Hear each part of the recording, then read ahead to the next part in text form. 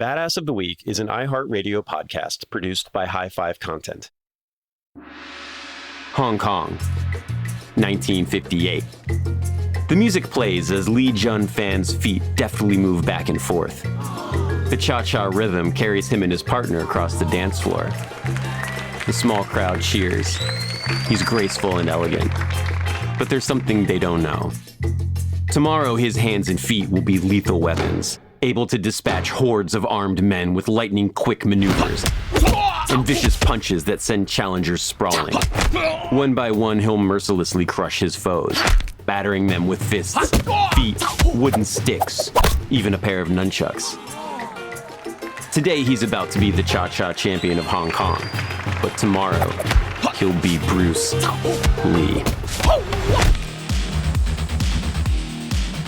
Hello, and welcome back to another episode of Badass of the Week. My name is Ben Thompson, and I am here, as always, with my co-host, Dr. Pat Larash.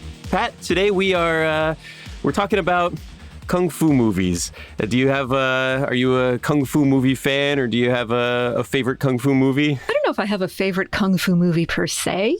I grew up with them in the background. My sister and I would play Legos on the living room floor in front of the TV, and my dad would have on, random movies.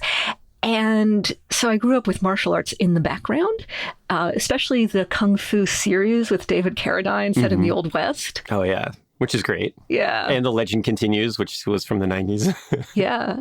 And I was young and I thought that the Kung Fu moves were kind of funny, but I think I grew an appreciation for them because now, I enjoy seeing Jackie Chan or Michelle Yeoh in a very well choreographed martial arts scene. Yeah. Like when I was just out of college, they used to have, when I was living in Boston, actually, when I was out on Com Ave in Boston, one of the theaters that was maybe like 2 or 3 stops away on the T would do midnight Kung Fu movies.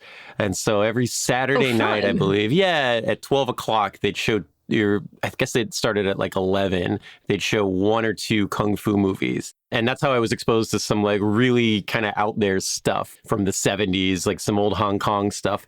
There was a movie called Taoism Drunkard, which is just like completely bonkers. There's like a woman who fights with her hair as a weapon. And whoa. Yeah, there's this little like robot monster called the Watermelon Monster that like shocks you with like its little electric hands. And it's got like basically looks like a big robot Pac-Man, and it tries to like bite you. Okay, yeah. There was another one I liked. It was called The Return of the 5 Deadly Venoms. And it was some Shaw Brothers thing where this bad guy shows up and kills the master of these 5 Kung Fu warriors, and he cripples all 5 of them in different ways. He puts one's eyes out, he cuts one's leg off, he cuts one's arm off. He does these different things to prevent them from fighting again. But then they decide they're going to avenge their master, and they have all these weird, like, unique fighting styles because of the different ways in which they were mutilated by their enemy, which just sounds really gruesome, but it's honestly, it's like kind of funny when you watch it. And also, if you go into a martial arts movie, you pretty much expect that there's going to be some violent and gruesome content. Yeah, we kind of are hoping for it, right? Yes. Like in the old days, it was, there's the style to this old like Shaw Brothers style of 70s Kung Fu flick, midnight movies kind of thing. But, over the years, martial arts has just kind of begun to integrate into every aspect of action filmmaking, right? Captain America does martial arts now, and you've got John Wick and the Fast and the Furious guys all know martial arts, even though they originally started as street racers. I don't know how that happened, but, the Jason Stathams, all these kinds of action movie heroes. Yeah, you've got The Matrix. Yeah. Even in recent Star Trek series, Star Trek Discovery, which, features Michelle Yeoh, you do have her using some martial arts moves to beat up bad guys. Yeah, it's a big transition from Captain Kirk's open hand judo chop and double hammer fist to knock guys out, right? The way that action has been filmed in recent years is very different from the way it was filmed back then. And we're going to talk about kind of the reason for that transition. Yeah. Now, I as a historian, there's always kind of, and a podcaster and a blogger and all of the things that I kind of do, you're always kind of looking for significant dates with which to air your things. And I've generally kind of shied away from from death anniversaries. I don't really like to celebrate death anniversaries because I always feel like it's a little bit weird to talk about that. Yeah, but sometimes that's what people do. And think of it as a celebration of a completed life. Is that less grim? It's a milestone. And I'm a fan of classical music, and there's often a way to look for any excuse to have a celebration. So are we celebrating, one year we might be celebrating the 250th anniversary of Johann Sebastian Bach's birth. And then some years later, we might be celebrating the 250th anniversary of his death. And it's really an excuse or a pretext to celebrate their life and work. Yeah, and that's kind of what we're going to do today. So it has been 50 years since the death of Bruce Lee. And he is a hero of mine and a film and TV star that I really admire, and I enjoy his work. And also, it just so happens that he's buried 2 blocks from my house, and I walk past his gravesite most days when I'm either going up to the store or taking the baby out for a walk. So I walked past the graveyard where he's buried. And when we were kind of preparing for this episode, you had told me to stop in and say hi, because I'd never actually gone to his grave before, even though I lived there and I walk past it pretty much every day. It's inside of a cemetery, and I don't usually. Yeah, it makes it a little. I'm not going to walk into the cemetery with the baby and look at that kind of stuff. So. No, you kind of need a reason to do that. Yeah, I guess. I'm not as fazed as much by the idea of going into a cemetery, respectfully, of course. Yeah, but I went and I paid respects for you, and thank you. Yeah, I asked for good luck on our podcast episode today, and and it's a very beautiful little spot they have for Bruce and Brandon Lee are buried together there. There always seems to be, from what I understand at least, there was when I went there. There always seemed to be little flowers and tributes left behind, which is very cool. Yeah. So in memory of 50 years since the tragic and very early passing of Bruce Lee, we are going to talk about him. And we are going to get started with that after this.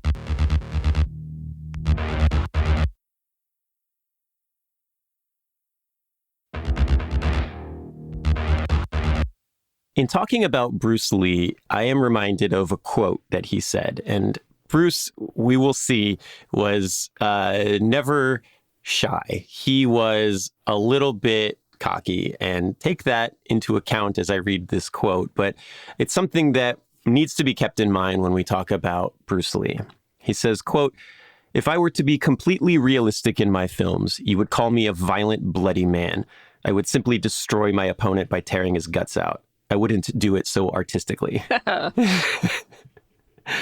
So, we see a lot of, blacklight posters of Bruce Lee, but who was he really? And, there's a lot more going on here than just the 5 real movies and the TV show that we have seen him on.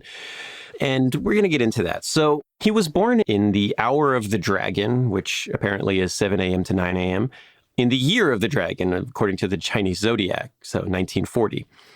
He was born in San Francisco, but he grew up in Hong Kong, and his father was a pretty prolific actor in Hong Kong cinema. Bruce actually appeared in his first movie at 3 months because he was always kind of hanging around film sets. And by the time he was 18, he'd appeared in almost 20 films. I think his first speaking role was at the age of 6 in one of his father's movies. So growing up in China, Bruce was a bit of a troublemaker. So he would get into fights, and, he was in these movies, but he wasn't a great student, and he would kind of, he liked to fight. He always liked to fight. And at some point, he'd gotten into a fight, and he had beaten up a couple of kids from the neighborhood, and then they kind of jumped him back later and beat him up pretty good. So he ended up studying Wing Chun Kung Fu.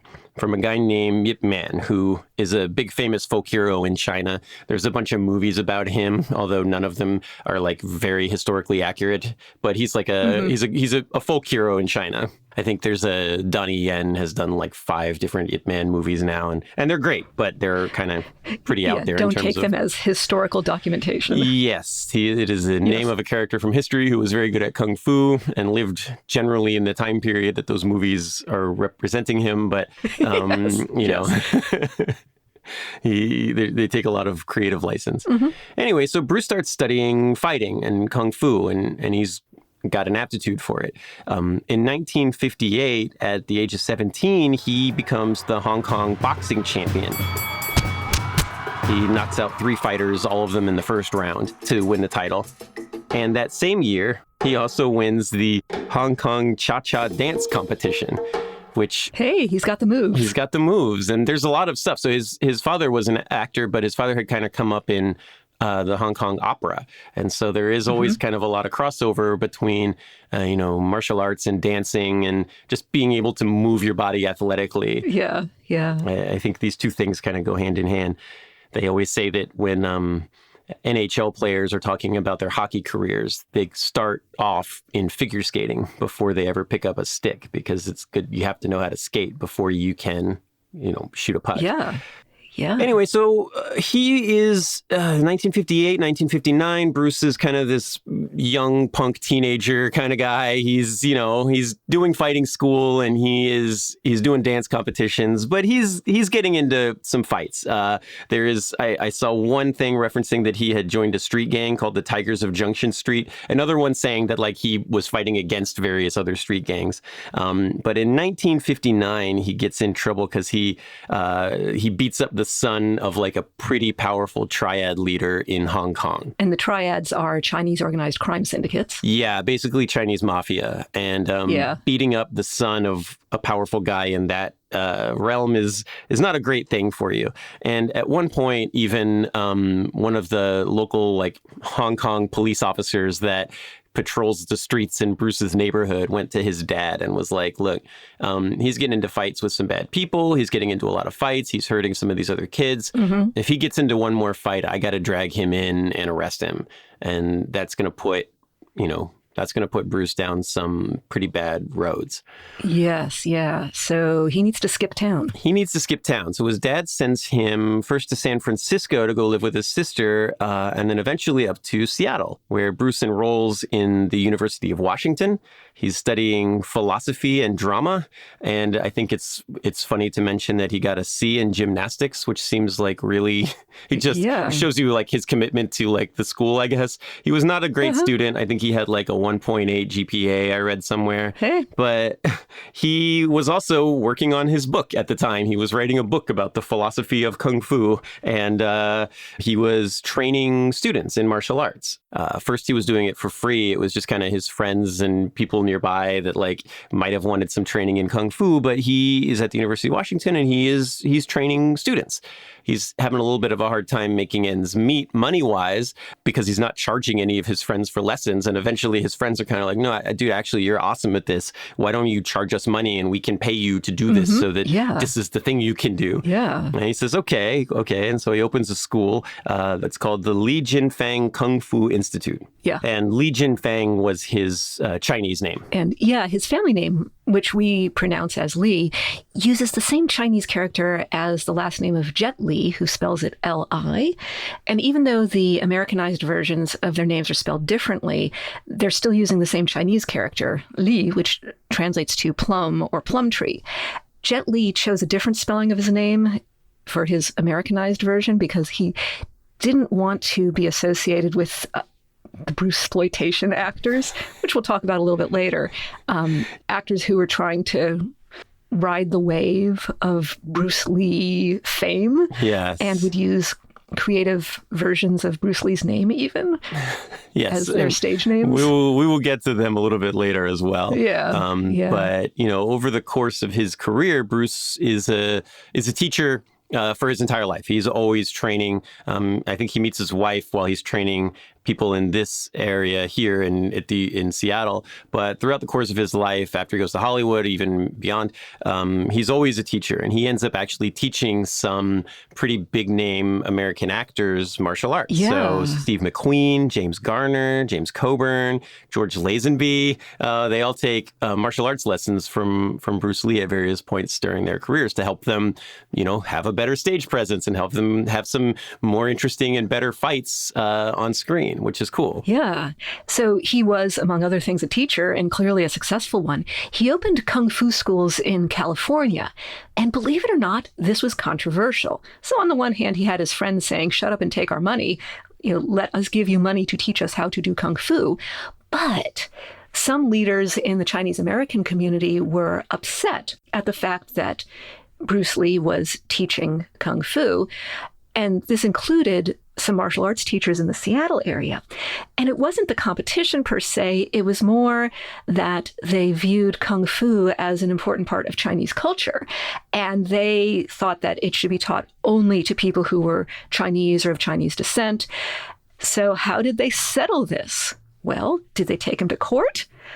No, they decided to have a kung fu off. And the other teachers, the ones who thought teaching Chinese martial arts should be exclusively for Chinese students, they got together and they sent their best guy, Wong Jack Man. Yeah, so this is 1964, and Bruce, we will see this, right? But Bruce does not take well to being challenged. Bruce has a little bit of an ego on him. He's got a little bit of arrogance to him, which is understandable because he is better than everybody that he encounters, right? He doesn't get beat up ever again after he starts training with Ip Man. And he says, oh, okay, yeah, you want to, okay, well, we can do this kung fu off. I'm totally down for it. And so in 1964, him and Wong Jack Man are going to fight. I'm just going to give you Bruce Lee's personal accounting of what happens in this encounter. So we had talked about, I believe before we had talked about the Chevalier de Saint-Georges and how the different schools were going to duel and have a battle to see which school was superior. And Wong Jack Man is older than Bruce Lee and more trained and more experienced. He's a grandmaster. And Bruce Lee is kind of this up and coming, 20-something punk kid who wants to teach martial arts, and they're going to fight. And here's what Bruce said about this fight in an interview he gave to Black Belt magazine. I'd gotten into a fight in San Francisco with a kung fu cat. And after a brief encounter, the son of a bitch started to run. I chased him and, like a fool, kept punching him behind his head and back. Soon my fist began to swell from hitting his hard head. Right then I realized Wing Chun was not too practical and began to alter my way of fighting. So Wong Jack Man goes on to train people who, like MMA fighters who fight on the Ultimate Fighting Championship circuit. Yeah. But not only was Bruce Lee kind of disillusioned with the martial arts style because the grandmaster he had defeated in like 3 minutes, he was also kind of mad at himself because he thought it should have taken less time to beat this guy up. He's hard on himself. He's a perfectionist. I think that's the only way to get to the level that he attained, right? He is extremely hard on himself. Yeah. And so he kind of gets really, really into training and also into the philosophy of martial arts. I don't know, Pat, have you ever done any kind of martial arts, taken like a martial arts class or anything like that? No, I haven't really. But you have been, right? Yeah. So I took martial arts for maybe 10 years when I was in high school and college and stuff. So I have spent a lot of time with it. And it's not just about how to defend yourself if somebody tries to beat you up or how to beat up your enemies. There is a whole like philosophy of behind this. And I think we do encounter this a little bit in ancient Greece where there's some kind of combination of philosophy, art, and sport. Kind of it's a mindset. And there's some really cool stuff that Bruce Lee comes up with here. So what he creates in 1965 is a martial arts style called Jeet Kune Do. Bruce is kind of ahead of his time in that he's studying anatomy and physics and philosophy and trying to put all of that into his fighting style. So Jeet Kune Do is the way of the intercepting fist. Bruce had kind of grown up doing Wing Chun and boxing, but what he wanted to do was, he calls it the form of no form. He says that, quote, I hope to free my followers from clinging to styles, patterns, or molds. You have to adapt. Right, you have to adapt. And he says, the idea is kind of, one of the ways it's described is that not everybody can fit into a size 42 coat. So you can't have this very rigid rules on how the fighting style works, and here's how you fight, and here's how you do it, and you do it exactly this way every single time. You know, you got to get that coat tailored to fit you. And what Bruce wants to do is kind of take things from everywhere and let's see what works. Let's see what doesn't work. Let's see what works for me versus what works for you.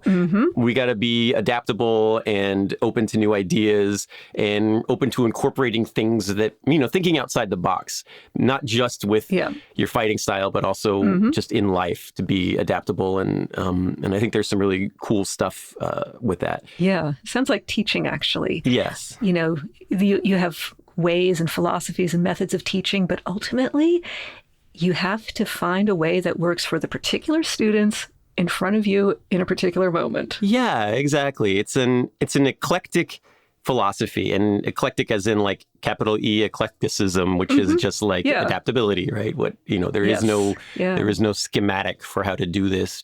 You can't do it exactly like this every time and it will always work. He gives a great interview, and it's one that you'll see a lot if you do any kind of research on him or YouTubing on him or whatever. And he says, be formless, shapeless, like water. This is what it is, okay? I said, empty your mind. Be formless, shapeless, like water. Now, you put water into a cup, it becomes the cup. You put water into a bottle, it becomes the bottle. You put it in a teapot, it becomes the teapot. Now, water can flow, or it can crash. Be water, my friend. And that was kind of the strategy he took towards fighting and towards training. He was extremely hardcore about working out and training from the very beginning. As far as training goes, Bruce Lee is kind of famous for having all of these crazy, weird, innovative, I guess, training regimens. He would do, you know, we all do push-ups, sit-ups, that kind of thing when we're trying to work out at home without any tools or anything. But he would do 2-finger push-ups, thumb and forefinger.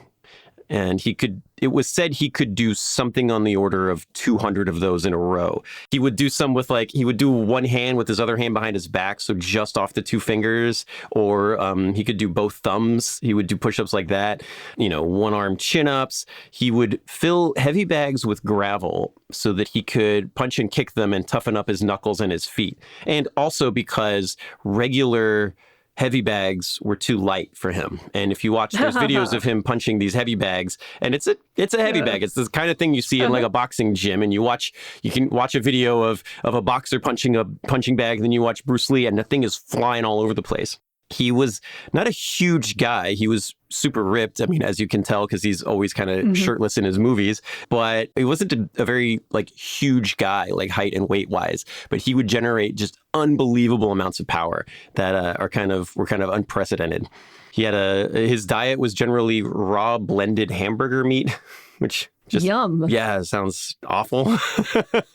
Well, I guess we could call it steak tartare or something like that, or carpaccio. There are fancy names for raw meat. You don't sound convinced. No, I'm not. But it worked for him. Yes, it worked for him. He had an exercise called the dragon flag, where he would just lay on his back and but he could lift his entire body up from just his shoulder and the back of his head would touch the ground, and he'd grab onto something and he could lift the entire rest of his body up off the mat and hold it for seconds or minutes at a time. He liked to train his reflexes and his manual dexterity by throwing grains of rice up in the air and catching them with chopsticks. He was apparently extremely talented at doing this. Ooh. And that might have been the inspiration for, Mr. Miyagi catching the fly with chopsticks in The Karate Kid. Mm-hmm. Anyway, so he's off doing all of these things. He is training really hard. He's creating his own martial art. He's teaching it to people he's not supposed to be teaching it to. He's kind of a rebel. And in 1964, he gets the opportunity to demonstrate a lot of this stuff at the World Karate Championships in Long Beach, California. He goes up on stage and he demonstrates these 2-finger push-ups and the dragon flag and his workout style.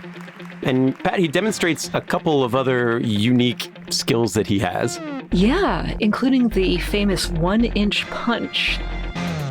So imagine Bruce Lee standing in front of you, like very in front of you, very close in front of you, and you, okay, I say you as if this applies to anyone, but a general member of the public shouldn't be doing this. You should be a trained martial arts person because it takes some stamina to be the recipient of this move from Bruce Lee.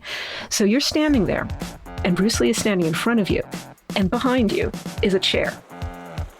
And Bruce Lee extends his arm out and puts his hand just there in the air, very still, right in front of your abs, right in front of your stomach. And he's perfectly still. And then something happens. He curls his fingers into a fist and then just thrusts it 1 inch into your gut. Bam! You go flying back 6 feet into the chair. And that's the 1-inch punch. He's able to generate the energy from his legs and the way he stands and channel that into his fingers. It's called Fa Jin, or explosive power. And bam!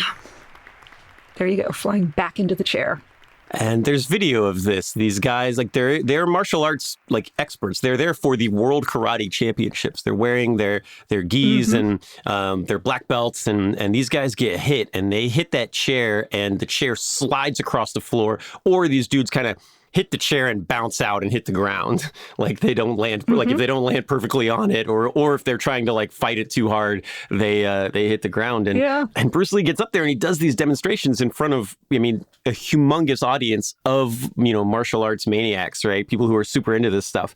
He comes back in 1967 and he does it again at a different World Karate Championship. He's got a move called the Unstoppable Punch, where he got the world champion, Vic Moore, who is also a badass. He stands there, and Bruce Lee stands 6 feet away from him and is like, block me before I punch you in the face. And he's so fast. There's video of this, and I absolutely recommend that you watch it. Bruce covers 6 feet and gets his fist in this guy's face, and the dude barely moves. The dude doesn't flinch until Bruce has already stopped with his fist an inch from this guy's face. And this is a world karate champion. He had just beaten up all of the greatest fighters in the world. Vic Moore got annoyed and was like, give me another try. And Bruce gave him 6. And he did the same thing every single time. And Vic Moore couldn't block it. Wow. And then he tried it with a bunch of other people. It was any other volunteers, and nobody could stop this. It was the Unstoppable Punch. And that's a Bruce Lee thing that he was famous for, just kind of showing up at the World Karate Championships in 64 and 66, not competing in them, and then giving a demonstration that was just like, I'm the best one here, just so you know. Yes. He would do another trick later on where he would stand the same thing 6 feet away from you. He'd tell you to put a quarter in your palm and hold your arm out as far as like maximum extension of your hand, and put the coin in the palm of your hand. And he would say, don't let me steal this quarter. Close your fist, close your hand before I take this quarter from you. Lightning flash, you'd get your hand closed. He'd hold the quarter up. And when you opened your fist, you would see you had a penny in your hand. Wow. Wow. And so that's kind of what we're dealing with here. And his demonstrations at these karate tournaments, especially the one in 1964, end up being kind of a springboard for him to enter Hollywood and enter film, because stories of this guy, up until this point, he's kind of just basically famous in the martial arts world. But, you know, he's in California, things are going well, like he's kind of a celebrity, he's, you know, the best of the best at this, and Hollywood starts calling for him. And when we get back, we are going to get into the beginnings of Bruce Lee's film career.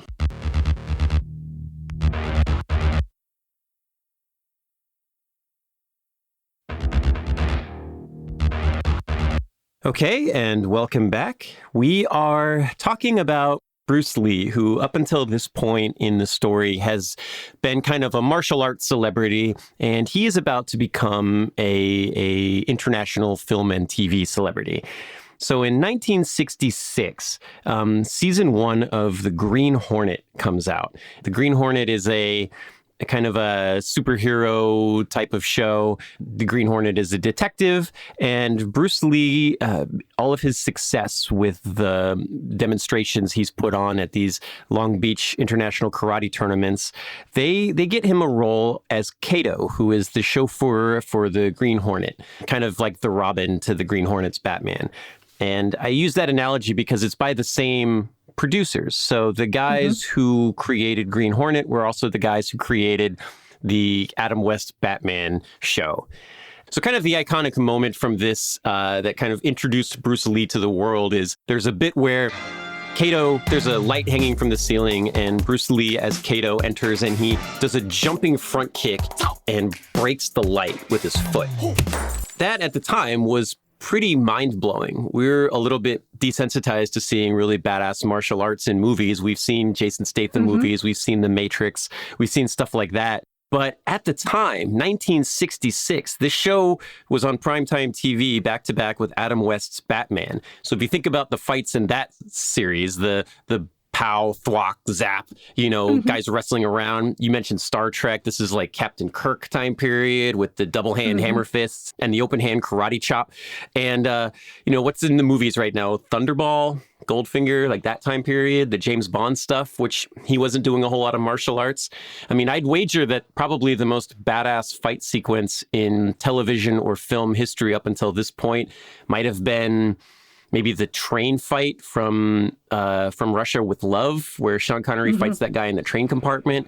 But that's nothing like jumping front kick, flying side kick, any of that kind of stuff. It's good stage fighting, but it's not this next level stuff that all of a sudden Bruce Lee is putting on the scene. Yeah, and, we had action movies. There was a lot of cowboy movies and war movies, a lot of shooting. Most of the fighting was punching and stuff. You didn't see a lot of kicks. You didn't see a lot of the speed that Bruce Lee brings to the table. And we've talked about the unstoppable punch and the stealing the quarter. He was fast. He was extremely fast. And that actually caused a problem on the set of Green Hornet, because in 1966, right now we can do whatever, 60 frames per second. We can do HD, all that stuff. But movie camera in 1966, it was lucky if it could hit 24 frames per second. And according to legend, Bruce Lee could punch 9 times in 1 second. So they said that there was footage from season 1 of The Green Hornet where it looks like Bruce Lee is standing perfectly still and everybody around him is falling down because the camera couldn't catch him. He was moving too fast and it looked funny on camera. So what they ended up having to do was to make him slow down. And he still looks fast. If you watch reruns from the show, he still looks really fast. But he had to slow down to like 50% speed so that the camera could catch him doing the things that he was doing, which is just awesome. Yeah. So the Green Hornet only runs for 1 season and it just doesn't catch on and it gets canceled. And Bruce Lee is in Hollywood now, and he's doing some bit roles here and there. And, one of these American producers says, you kind of have this cred of being an American film and TV star now. Why don't you go back to Hong Kong, make a couple of movies there? Hong Kong has, it's a thing worth talking about with Bruce Lee is that he didn't invent martial arts movies. He wasn't the first ever kung fu movie star.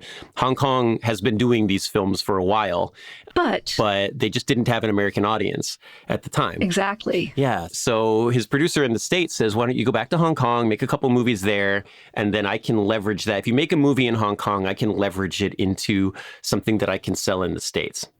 Okay, why not? Bruce goes back to Hong Kong. He talks a little bit with the Shaw brothers and ends up signing with a company called Golden Harvest. And he makes a movie called The Big Boss. And it blows up. It makes him a huge celebrity in China and eventually in the US as well. And it's the first of like kind of the 5 main Bruce Lee movies that everybody talks about when they think about this guy. So he did Big Boss, Fist of Fury, Return of the Dragon, Enter the Dragon, and Game of Death. Those are the 5 big ones. And I had talked about Midnight Kung Fu, but like they wouldn't show any of these movies at Midnight Kung Fu because it's not cheesy enough and it's too mainstream or whatever, Yeah.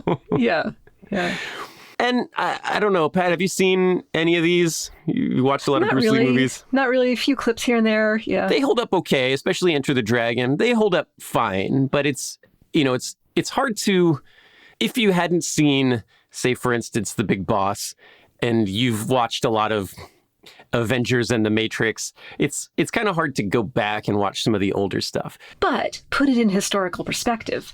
Nothing comes out of a vacuum. And one of the reasons we have these moves in The Matrix and the Avengers movies is because we've had Bruce Lee and other martial artists on screen paving the way. Right. Before Enter the Dragon, Sean Connery is kind of punching a guy in a train compartment. After Bruce Lee, Daniel Craig is doing judo throws and yeah. and that sort of thing. So, this is an interesting thing when you're studying history of any kind, right? Even, say sports history, you have Steph Curry who does all of these, amazing dribbling, amazing ball control, dribbling techniques. But he grew up watching Dr. J, and Dr. J's stuff doesn't look as good now, but it's because when he did it, nobody had ever seen it before. And then Steph Curry grew up learning, like watching Dr. J and trying to emulate that and build upon that. So everything kind of builds and grows based on what came before. And in addition to the martial arts moves, we also have nunchucks being introduced to American audiences. Yes. People in the States hadn't really seen nunchucks. Yeah, that was a pretty new thing. Here. And it's awesome. I love nunchucks. Yeah. I suck at them, but I like them. And we see the influence of a lot of these movies today. So Mortal Kombat came out of Enter the Dragon. The old Kung Fu Master game came from Game of Death. Fighting game heroes to this day always kind of seem to make some Bruce Lee noises. So Bruce goes and he makes these movies and they end up, getting big in Hong Kong and China, but also in the US. And it's how he kind of introduces the Western world to martial arts and, like you said, nunchucks and fighting movies, and even some, like, Jackie Chan's first movie was as a stuntman. He gets punched in the head during Enter the Dragon. Sammo Hung is introduced to the Western audiences. I have a personal love of Jim Kelly as Black Belt Jones, which was from Enter the Dragon as well. But then he ended up getting a couple of action movies of his own. And even it's even how the world was introduced to Chuck Norris. Yeah. And Chuck Norris, in a way, is the canonical badass. I say this because there have been Chuck Norris memes going around the internet for, I don't know, a decade and a half at least, and maybe they existed even before the internet. There's a picture of Chuck Norris on a landline, and it says, Chuck Norris catches all the Pokemon from a landline.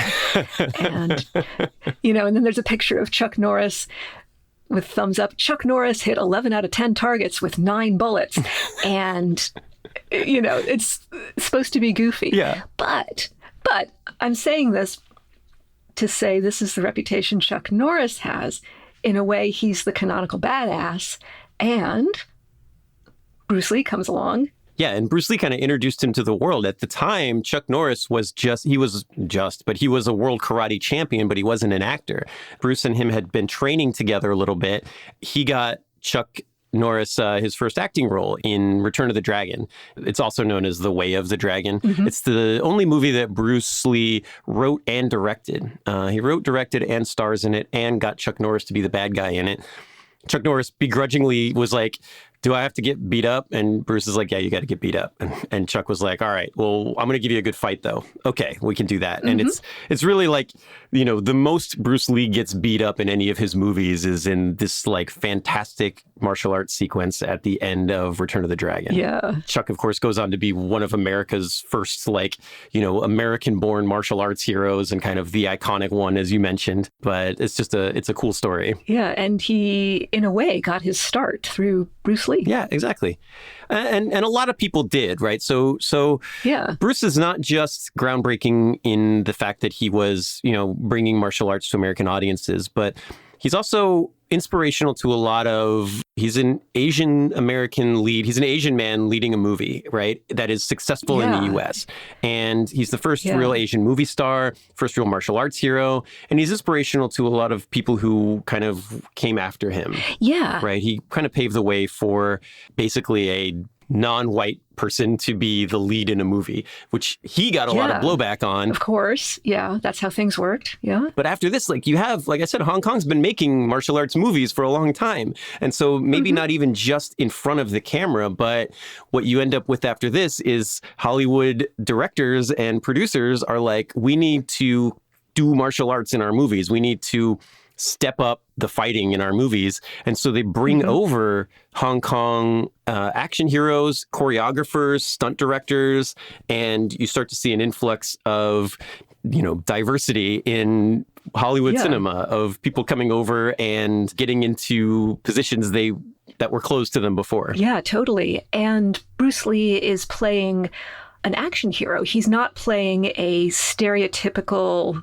villain. Yes. Which was one of the stereotypes for roles that Asian American actors were kind of steered into playing before this. Yeah, and like as we saw with Christopher Lee playing Fu Manchu, a lot of times like they cast a white actor in that Asian role, right, as the bad guy, which is just bad all around. Yeah.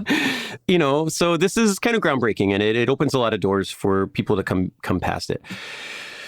The most successful movie that Bruce Lee had in the States, and the first real like American major release of a martial arts movie, was Enter the Dragon in 1973. Sadly, Bruce Lee wasn't able to attend the premiere. He passed away 6 days before its release. He had a cerebral edema and died at age 32, just kind of right in the prime of his life. Yeah, and there were a lot of theories circulating his untimely death. We're not going to deal with them here. Yeah. I really don't want to get into any of the conspiracy theory stuff that circulates around Bruce Lee's death. There is, except to say that maybe there's like a fascination with that sort of thing of people who were taken out of the world in their prime, right? The James Deans, Marilyn Monroe, Jim Morrison, Heath Ledger, even a JFK, right? Somebody who was kind of at the height of their like just huge rising star, and then it's over. He left behind a wife and 2 kids. One of them was Brandon Lee, who played the Crow before his own untimely death on the set of that movie. Enter the Dragon goes on to gross $400 million worldwide. It becomes a huge hit, and it kind of creates a whole new genre of like copycat, martial arts movies. And that's kind of what you were alluding to before when you were talking about Bruce-sploitation, right? Bruce-sploitation, yeah. And some of these Bruce-sploitators or Bruce Lee imitators actually would use variations on the name Bruce Lee as their stage name, misspelling it creatively. Kind of reminds me of Annie Oakley and Annie Oakley exploitation. Oh, right. The Annie Oakley being arrested for cocaine possession. Well, yeah. And even before people were getting arrested for cocaine, there were people using, there were other women using kind of versions of her name as their stage names, and they just wanted to ride the crest of popularity. But we're here to talk about actual Bruce Lee, not his imitators. Yes, but he was such a cultural phenomenon that it inspired imitators, which is kind of worth mentioning. Yes. The final movie of his career, Game of Death, is basically, it's a Bruce Lee movie, but it's also Bruce-sploitation. He had filmed parts of it before he left to go do Enter the Dragon, and the film company was trying to capitalize on his success, and they finished the movie with only 15 minutes of Bruce Lee in the movie. Only 15 minutes of him make the final cut. They used body doubles, and they used stock footage. They used clips from other movies to try to finish this thing. Nowadays, they just like CG it. Yeah, like with Star Wars. One of the only bits that exists from that is that fight with Kareem Abdul-Jabbar, who was one of Bruce's students in real life. Yeah. And that's like, that's iconic. That's iconic, yeah. And Kareem Abdul-Jabbar is a badass in his own right, but that's a story for another day. Absolutely great. Like a big-time sports badass. Kareem's awesome. Yeah, this is the yellow jumpsuit, and he fights Kareem, and Bruce is maybe 5'8", and Kareem is like 7'2", so the fight is really impressive.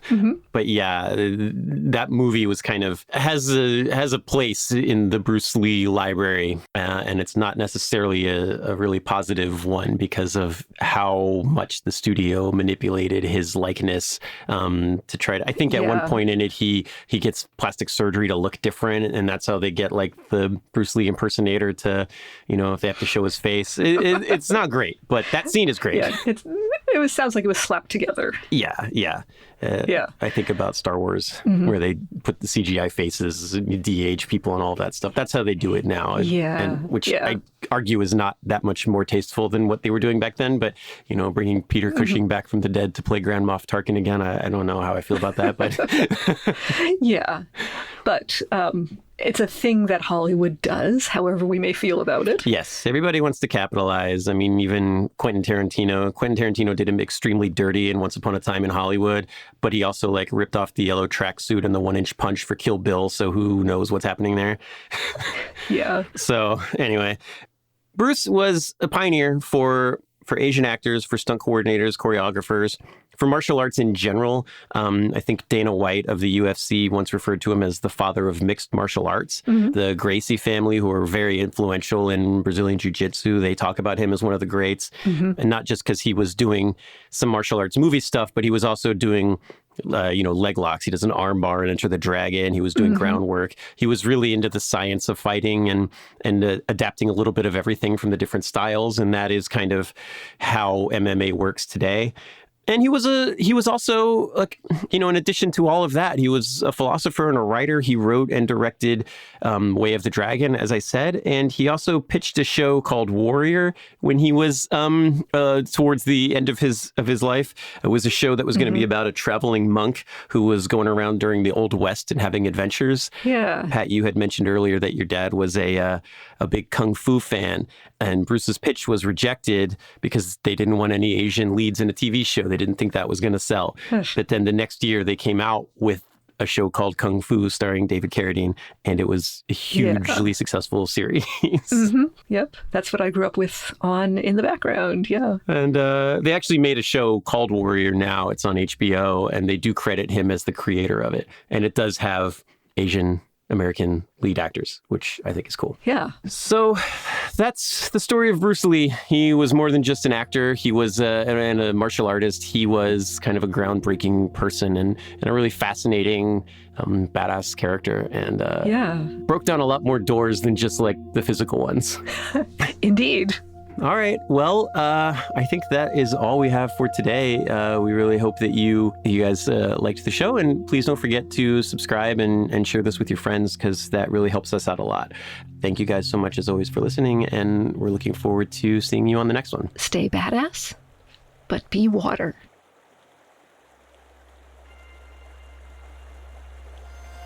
I said, empty your mind.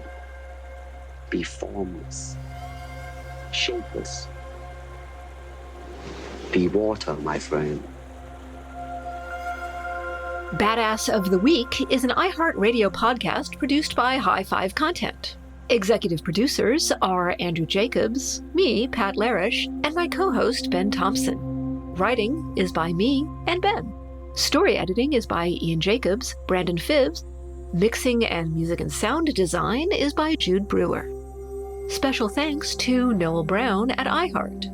Badass of the Week is based on the website badassoftheweek.com, where you can read all sorts of stories about other badasses. If you want to reach out with questions, ideas, you can email us at badasspodcast@badassoftheweek.com.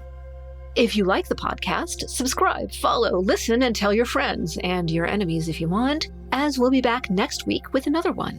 For more podcasts from iHeartRadio, visit the iHeartRadio app, Apple Podcasts, or wherever you get your podcasts.